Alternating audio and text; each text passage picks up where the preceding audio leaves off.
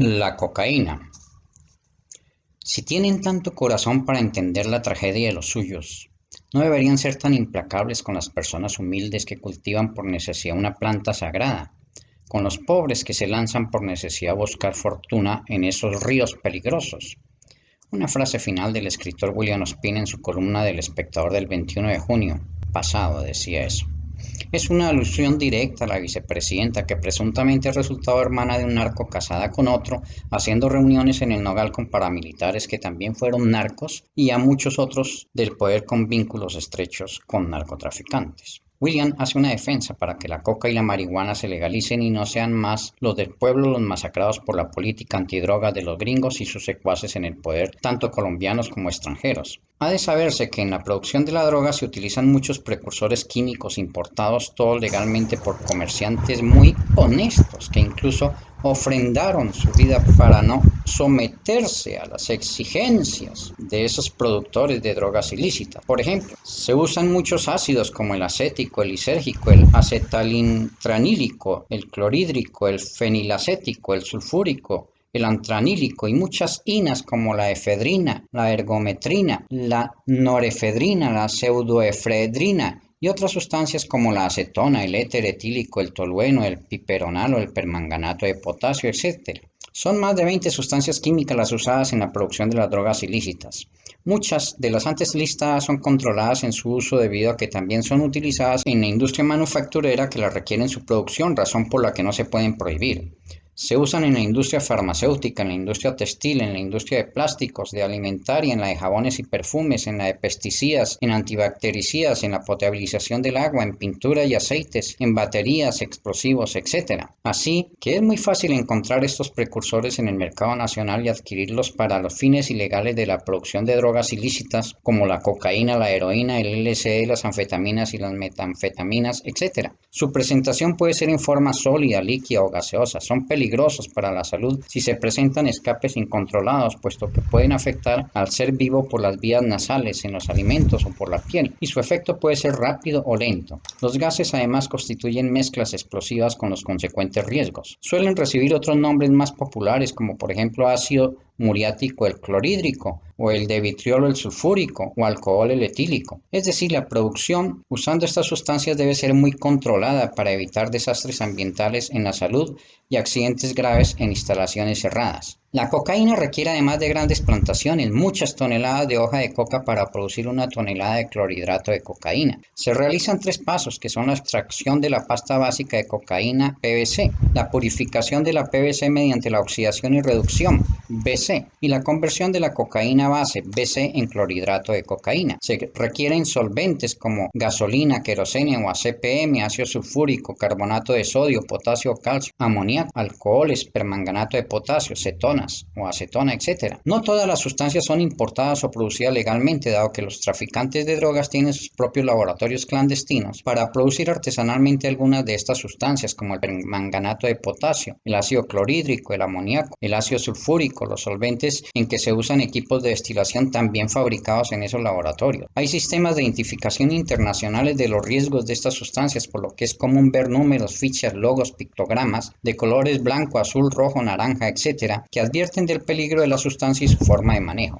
Es por eso que no se deben manipular canecas o contenedores si no es por gente adiestrada, por lo que comprar esos recipientes una vez desechados es también un riesgo si no han sido previamente limpiados apropiadamente. Un laboratorio clandestino de fabricación de drogas ilícitas requiere instalaciones bastante complejas y sofisticadas como mesas de secado, probetas, balanzas, vasos de precipitado, pipetas volumétricas, papel indicador de pH, agitadores de disco, mesas de filtrado, densímetros, termómetros, baldes plásticos, algodón, papel filtro, equipos de filtración, sistemas varios de calentamiento, prensa hidráulica, torre de destilación, caletas de almacenamiento de materias primas, etc. Consultar el link de la comunidadandina.org. Un laboratorio de estos puede tener equipamientos e insumos valorados en más de $750,000 sin contar los helicópteros o aeronaves que se utilizan para el transporte de su producto, ni los costos de mano de obra empleada en la fabricación, mucha de ella bastante especializada. Se han incautado muchas más toneladas de insumos químicos que de cocaína. Muchos de esos precursores químicos ingresan a Colombia provenientes de Perú, tráfico en el que están involucradas organizaciones transnacionales de estos países y Ecuador, pero en que los insumos en su gran mayoría son importados de laboratorios americanos, alemanes y en general de países desarrollados. Noticia de El Comercio.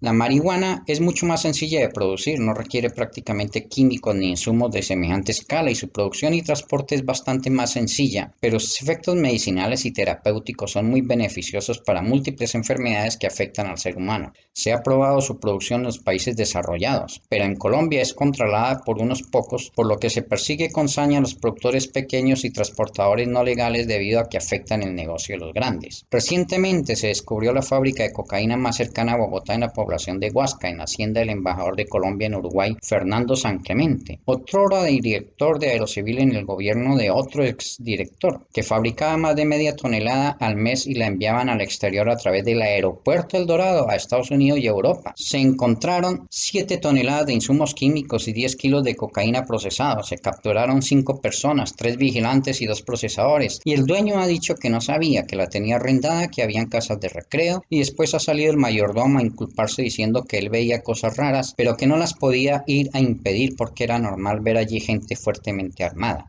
Es claro que 7 toneladas de insumos apenas alcanzan para producir unos cuantos kilos del alcaloide, y que en consecuencia para la producción mensual de media tonelada eran muchas malas tractomulas, carrotanques y camiones que allí ingresaban sin que de ellos se percataran ni sospecharan el dueño, ni sus trabajadores, ni los turistas, ni nadie, excepto algún soplón que inconforme debió dar aviso a las autoridades, que se vieron obligadas a intervenir en esa propiedad y así salir como una de las más grandes incautaciones en las goteras de Bogotá. Así se sospecha que hay múltiples laboratorios en la ciudad o en sus cercanías. ¿Cómo es posible que no se detecten esas cargas ingentes de insumos y sí se detecta a los pequeños pobladores que en un carro o en un bus transportan unos kilos de marihuana o de cocaína? No hay duda que la única salida al problema de las drogas ilícitas es su legalización, como en su momento fue la del alcohol, que acabó con las mafias de Al Capone y tantos otros, que finalmente hasta legalizó el consumo, abaratando el producto y permitiendo la generación de las más grandes industrias en el mundo entero. Pero mientras la cocaína y las drogas ilícitas sean el negocio con que se financian hasta los contras, como en Nicaragua, y mientras sea ese gran negocio los laboratorios que producen los precursores y toda la cadena en esto involucrada, con la riqueza extrema que genera en los productores y mucho más extrema en los traficantes regionales y muchísimo más extrema entre los traficantes que la reciben y distribuyen en Estados Unidos y Europa, nunca identificados ni perseguidos, estaremos condenados a vivir esa persecución al humilde campesino colombiano o andino que no encuentra otra forma de sobrevivir que cultivando la planta de coca o de marihuana, muchas veces obligado por los grupos paramilitares y guerrilleros que se alimentan del negocio, a pesar de los pronunciamientos ya de autoridades mundiales y de expresidentes y mandatarios como el mismo Nobel colombiano de Paz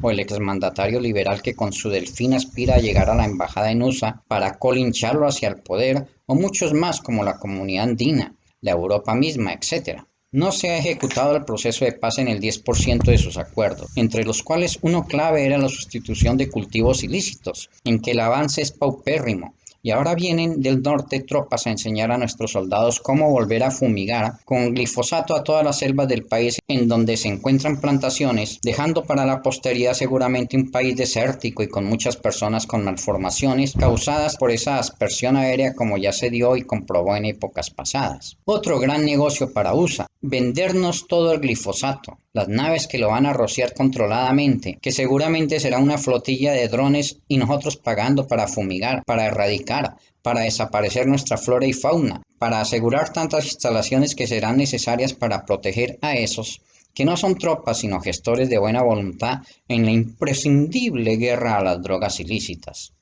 No, no es así. Lo que se requiere de inmediato es interdicción, el control de la compra, el tráfico, transporte de los precursores químicos y de la droga ya procesada, no la persecución, desplazamiento y hasta desaparición de tantas familias obligadas a la siembra de la mata y la destrucción de nuestras tierras. Interdicción, interdicción, interdicción es lo que se debe hacer al menos antes de la legalización.